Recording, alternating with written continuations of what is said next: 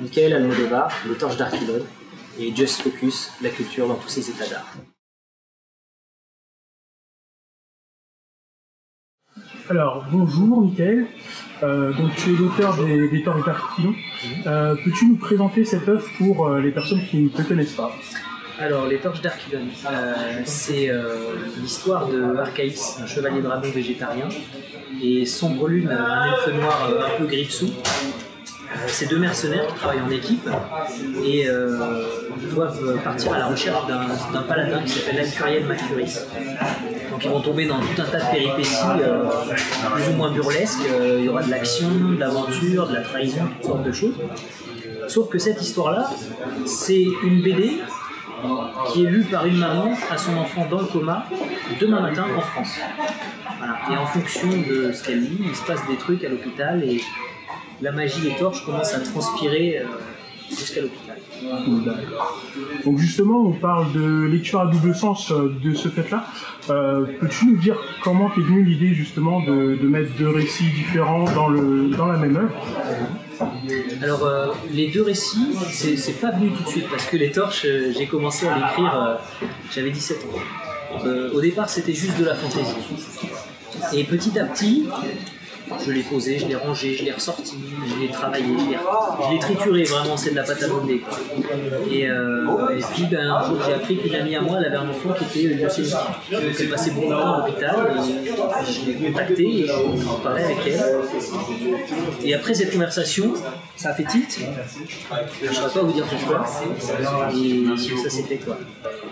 Pour dire vraiment les choses au clair, c'est-à-dire que j'ai eu cette conversation-là. Et ensuite, j'en ai parlé avec ma femme actuelle, celle avec qui j'ai eu 2 enfants. Et elle m'a dit, mais ça serait vachement bien dedans. J'ai dit, mais comment je pourrais mettre ça en place? Et après, ça s'est fait tout seul, ça s'est avancé. Et ça a construit quelque chose que j'attendais pas moi-même. Au niveau de ton œuvre, souvent on a des petits passages par rapport à cette partie en hôpital. Est-ce que dans les futurs tomes, il est prévu que les passages soient de plus en plus grands ou... Alors ça dépendra des fois. Ça dépendra des fois. C'est-à-dire qu'il y a clairement un moment dans les torches où il va y avoir beaucoup plus d'hôpital. Il y a des fois où c'est nécessaire qu'il y en ait beaucoup, et des fois où c'est nécessaire vraiment que ça soit juste une petite touche. Mais ça, c'est comme en cuisine. Il faut savoir bien mettre ses épices pour savoir relever le goût au bon moment. Donc là, les torches sont publiées depuis 2014 chez Akata. Donc tu viens de nous indiquer que ça fait 17 ans que tu avais un petit peu ce projet. Est-ce que tu en as développé d'autres, sorti d'autres Alors non, j'en ai pas sorti d'autres. Effectivement, j'en ai développé d'autres. J'ai présenté à Akata, je leur ai présenté plein d'autres projets aussi. J'ai eu la chance qu'il leur plaise tous de pouvoir choisir lequel je peux faire. Donc, j'ai pris celui qui me paraissait être légitime de faire, que j'avais commencé à dessiner avec. C'était vraiment sérieusement dessiné. Et puis, non, j'ai pas encore, c'est vraiment ma première œuvre publiée. Mais j'ai travaillé en œuvre sur des trucs avec plein de potes, j'ai des potes un peu partout, chez Ankama et d'autres éditeurs aussi. J'ai fait du graphisme, donc je me suis retrouvé dans des festivals à avoir affaire avec plein d'autres dessinateurs. Autre question, au niveau du choix justement de l'écriture, pourquoi tu t'es tourné vers un style manga et pas plutôt de la BD franco-belge?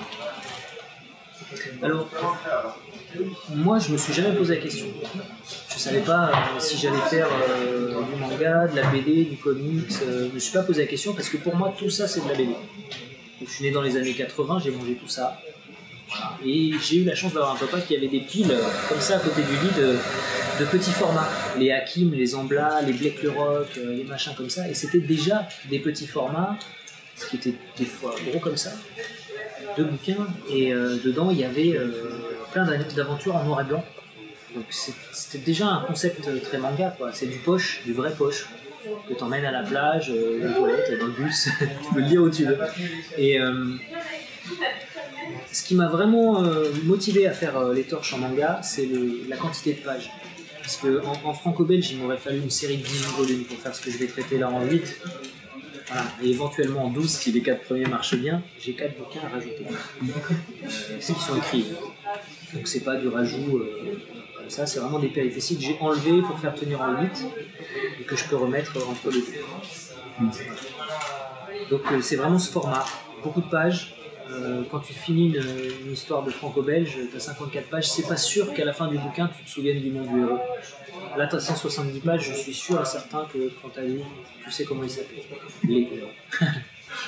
Alors au niveau de ton univers, c'est plutôt du médiéval fantastique. Pourquoi tu es parti sur ce côté-là? Quelles sont tes sources d'inspiration en fait? Alors, ce qui est rigolo, c'est que moi j'ai commencé cette histoire-là par hasard au départ. Tout simplement parce que je faisais une partie de jeu de rôle avec des copains, j'avais jamais joué à ça. Du jeu de rôle sur table, donc ADD quoi, Donjons et Dragons, Advanced Dungeons and Dragons. Et je jouais à Archaïs, le Chevalier Dragon, je sais même pas ce que c'était, le personnage. Et au début, moi comme tout joueur, je laissais transpirer ma personnalité propre. Quand on joue à un jeu sur table, donc on a sa fiche de perso avec les compétences du personnage, on lance les dés pour voir si ça réussit. Mais quand il y a des choix à prendre, c'est moi qui les prenais. Et puis petit à petit, au fur et à mesure de l'aventure, je me suis rendu compte que je prenais plus les choix pour moi, mais je me disais, oh non, Archaïs, il va forcément réagir à cette situation de cette façon-là. Je peux pas, voilà. Donc il va falloir que je me débrouille pour m'en sortir. Et c'est ça qui m'a donné l'idée de commencer vraiment à écrire cette histoire. Tout simplement parce que ils avaient pris leur indépendance, les personnages. Donc Archaïs et son volume existaient déjà, c'était déjà un duo en jeu de rôle. Et ils étaient super sympas à suivre. Moi je les ai suivis pendant 6 mois avec des copains, on a fait l'histoire du début à la fin, donc c'est bien marré. J'ai entendu parler du fait qu'il y avait 4 tomes qui étaient prévus, et selon les résultats ça devrait se prolonger. Tu as déjà défini dans ta tête comment ça devrait se passer? Ça serait des enchaînements de missions? Ça serait... Alors non, c'est pas des enchaînements de missions. Non, il y a une histoire. Il y a une vraie histoire, il y a une vraie aventure. C'est... Comment dire, tiens, là il y a un t-shirt de Star Wars là-bas. Dans Star Wars, ça commence et d'un seul coup ça s'arrête plus. Il se passe plein de trucs, ils sont obligés de bouger d'endroit en endroit, tout ça. C'est un peu dans cet esprit-là. Voilà. Et on va avoir des moments de pause et de réflexion avec l'hôpital. Mais non, ça va pas être un enchaînement de missions. Il y aura 1 ou 2 petites missions. Mais principalement, là, depuis qu'ils ont rencontré Alcuriel, ils vont vraiment être dans la mise longtemps. Si tu aurais un top 5 manga, ça serait quoi? Un top 5 manga. Wow. Ça c'est une super question, vraiment difficile. Pluto. Ensuite, je mettrais les gros blockbusters, One Piece, Naruto, Toriko, j'aime bien, je trouve que c'est vachement créatif. Je vais mettre Dreamland parce qu'il le mérite. Et puis après, Tracker parce que le manga coréen c'est quand même quelque chose d'énorme. Ils font un peu de fou. Il y a aussi celui qui a fait Shonshu, je sais plus comment il s'appelle ce dessinateur. Shonshu, et puis une autre série, je sais plus comment ça s'appelle. Je trouve que graphiquement ils se lâchent les Coréens, ils font des efforts, ils tournent des trucs. C'est pas toujours réussi, mais quand c'est réussi, c'est vraiment. Par exemple, le Breaker au niveau du trait de qui va par-dessus tout le monde. Akira Toriyama, Dragon Ball Force. Et par-dessus encore tout le monde, pas du manga, Astérix. Donc est-ce que tu aurais un message à envoyer à quelqu'un ou à tes futurs lecteurs? Ben, je leur dirais de tester. De tester les torches. C'est l'approuver en fait. Si tu veux, ne pas se fier aux attentes qu'on peut avoir d'un petit format comme ça. Moi j'ai pas essayé de faire un manga, j'ai pas essayé de faire une BD. J'ai pris un format et dedans j'ai mis mon cœur, j'ai mis mes tripes et j'ai essayé de faire quelque chose qui soit cohérent, qui soit ce que je voyais dedans. Donc dedans il y a du manga c'est sûr, il y a du comics c'est sûr, il y a de la BD c'est sûr, et il y a surtout beaucoup d'amour et beaucoup de plaisir à le faire. Voilà.